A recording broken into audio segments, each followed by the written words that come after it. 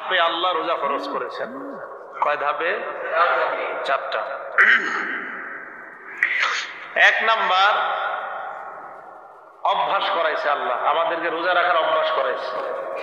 প্রথম ধাপ আব্দুল্লাহ ইবনে মাসউদ রাদিয়াল্লাহু তাআলা আনহুর বর্ণনা, আন্না নবিয়্যা সাল্লাল্লাহু আলাইহি ওয়াসাল্লাম কানা ইয়াসুমু সালাসাতা আইয়ামিন মিন কুল্লি শাহরিন। আব্দুল্লাহ ইবনে মাসউদ রাদিয়াল্লাহু তাআলা আনহু বলেন, নবীজি সাল্লাল্লাহু আলাইহি সাল্লাম প্রত্যেক মাসে 3টা রোজা রাখতেন। প্রত্যেক মাসে কয়টা রোজা রাখতেন? এই আমল দেখা সাহাবায়ে কেরাম আমল করতেন, অভ্যাস। এটা কিন্তু আপনার এই রোজা ফরজ হওয়ার আগের ঘটনা। তো নবীজি রাখতেন 3টা রোজা, সাহাবারাও দেখতেন, ওনারাও রাখতেন। তো নবীজির আমলের মাধ্যমে আল্লাহ উম্মতকে অভ্যাস করাইলেন, প্রথম ধাপ। দ্বিতীয় ধাপে আল্লাহ পাক রব্বুল আলামিন অনেকগুলা ফরজ না করে আল্লাহ একটা রোজা ফরজ করেছে উম্মতের উপরে। কিভাবে? এটা দ্বিতীয় ধাপ। নবীজি সাল্লাল্লাহু আলাইহি সাল্লাম মদিনায় গেলেন যখন হিজরত করে, আব্দুল্লাহ ইবনে আব্বাস রাদিয়াল্লাহু তাআলা আনহু বর্ণনা, বুখারী শরীফের বর্ণনা, যে নবীজি সাল্লাল্লাহু আলাইহি সাল্লাম কদিমান নবী সাল্লাল্লাহু আলাইহি সাল্লাম আল মাদিনা, নবীজি মদিনায় গেলেন। মদিনায় যাওয়ার পর নবীজি সাল্লাল্লাহু আলাইহি সাল্লাম রাআল ইয়াহুদা তাসুমু ইয়াউমা আশুরা, নবীজি দেখলেন ইহুদিরা আশুরার দিন, মুহররমের 10 তারিখে রোজা রাখে। নবীজি তাদেরকে প্রশ্ন করলেন, মা হাযা, এটা কি? তারা জবাব দিল, হাযা ইয়াউমুন সালিহুন, এটা একটা সম্মানিত দিন। হাযা ইয়াউমুন, এটা এমন একটা দিন, নাজ্জাল্লাহু বনি ইসরাঈল মিন আদুওয়িহিম, যেই দিনে আল্লাহ বনি ইসরাঈলকে তাদের শত্রু ফেরাউন বাহিনী থেকে আল্লাহ মুক্তি দান করেছেন। ফাসামাহু মুসা আলাইহিস সালাতু ওয়াস সালাম, শুকরিয়া আদায় করার জন্য এই দিনে মুসা আলাইহিস সালাতু ওয়াস সালাম রোজা রেখেছেন। নবীজি বললেন, ও তাই তোমরাও রাখো? হ্যাঁ। নবীজি জবাব দিলেন, আনা আহাক্কু বিমুসা মিনকুম, তোমাদের চাইতে আমি মুসা নবীর বেশি কাছাকাছি, মুসা নবীকে মহব্বতের বেশি হকদার আমি তোমাদের চাইতে। ফাসামাহু, নবীজি মুহররমের 10 তারিখে রোজা রাখলেন। ওয়া আমারা বিসিয়ামিহি, সাহাবাদেরকেও 10 তারিখে রোজা রাখার আদেশ করলেন। কি করলেন? প্রথম ধাপে ছিল অভ্যাস, নবীজি করতেন, কিছু বলতেন না, সাহাবারা দেখতো, কেউ করতো কেউ করতো না। দ্বিতীয় ধাপে মুহররমের 10 তারিখের আদেশ করে দিলেন সাহাবাদের উপর, এই উম্মতের উপর রোজা ফরজ হয়ে গেল, মুহররমের 10 তারিখে রোজা রাখা ফরজ। আমরা কিন্তু এখনো ফরজ আছে, এটা বুঝেন না। এটা রমজানের রোজা ফরজ হওয়ার আগের ঘটনা। তো নবীজি ইহুদিদের বিরোধিতা করার জন্য বলে দিয়েছিলেন সাহাবাদেরকে, যে ইহুদিরা যেহেতু 10 তারিখে রোজা রাখে, তোমরা আগের দিন অথবা পরের দিন রোজা রেখা তাদের বিরোধিতা করো। তো দ্বিতীয় ধাপে উম্মতের উপর রোজা ফরজ হয়ে গেল, মুহররমের রোজা, 10 তারিখের রোজা, মনে থাকবে সবার।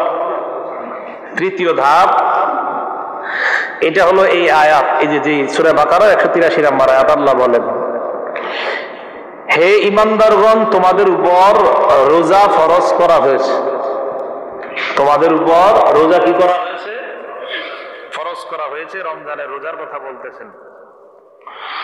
এখন দেখেন, এই তৃতীয় ধাপেও একটু ছাড় আছে। রোজা কিন্তু ফরজ এখন আল্লাহর পক্ষ থেকে, কিন্তু ছাড়টা কি? ফামান কানা মিনকুম মারিদুন আও আলা সাফারিন ফাইদ্দাতুম মিন আইয়ামিন উখর ওয়া আলাল্লাযীনা ইউতীকুনাহু ফিদিয়াতুন তুআমু মিসকিন।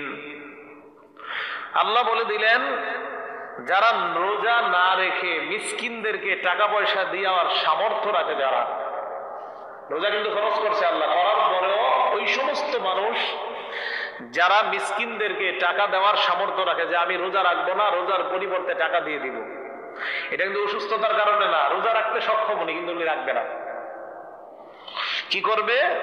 ফাফিদিয়াতুন তুআমু মিসকিন, ফিদিয়া হিসাবে মিসকিনদেরকে খাওয়ায়া দিবে, এই ছাড় দিয়েছে। তাহলে দেখেন উম্মতের উপর ফরজ, কিন্তু যাদের টাকা পয়সা আছে মাশাআল্লাহ ওনারা না রাখলেও চলবে যদি ফকিরদেরকে খাওয়ায় দেয়। এটা হলো তৃতীয় ধাপ। এই ধাপের পর আল্লাহ পাক রব্বুল আলামিন তৃতীয় ধাপেও বলে দিয়েছিলেন, ওয়ান তাসুমু খায়রুল লাকুম ইন কুনতুম তা'লামুন। তবে যারা রোজা না রেখে দরিদ্রদেরকে খাওয়ানোর সামর্থ্য রাখো, তোমরা খাওয়ানোর চাইতে রোজা রাখাটাই তোমাদের জন্য কল্যাণ। অপশন দিয়ে দিছে, টাকাও দিতে পারবা, রাখতে পারো, বাকি রাখাটা কল্যাণ। তাহলে এই জায়গায় দেখেন একটা অপশন আছে ফরজ, বাকি টাকা পয়সা থাকলে দিয়ে দিয়ে রোজা না রাখার অপশন আছে, বাকি আল্লাহ বললেন রাখলেই ভালো। এটা তৃতীয় ধাপ। প্রথম ধাপে অভ্যাস, দ্বিতীয় ধাপে আশুরার রোজা ফরজ, তৃতীয় ধাপে ফরজ, বাকি যাদের টাকা আছে এরা না রাখলেও চলবে, ফকিরদেরকে কিছু খাওয়ায় দিবে। চতুর্থ ধাপ, শাহরু রমাদান আল্লাযী উনজিলা ফীহিল কুরআন। রমজান মাস, যেই মাসে কোরআন নাজিল করা হয়েছে। এই আয়াতে আল্লাহ বলে দিলেন, ফামান শাহিদা মিনকুমুশ শাহরা, শোনো তোমরা যারা রমজান মাস পেয়ে যাও, ফালইয়াসুমহু, এখন আর কোনো ছাড় নাই, সবাই রোজা রাখতেই হবে। যারা রমজান মাস পেয়ে যাও, এটা সূরা বাকারা 185 নম্বর আয়াত। এইবার আর কোনো ছাড় নাই। ছাড় নাই মানে সুস্থ ব্যক্তি, যারা বালেগ সুস্থ ব্যক্তি, তোমরা যদি রমজান মাস পেয়ে যাও, ফালইয়াসুমহু, রোজা রাখতেই হবে। এই আয়াত দ্বারা আগের আয়াতের হুকুম রহিত হয়ে গিয়েছে। আপনারা নাসিখ মানসুখ এই জাতীয় কোনো শব্দ শুনছেন কখনো? রহিত হয়, বিধান রহিত হয়, এই জাতীয় কোনো কথা শুনছেন? তো এই যে এটাকে আরবিতে বলা হয় নাসিখ মানসুখ।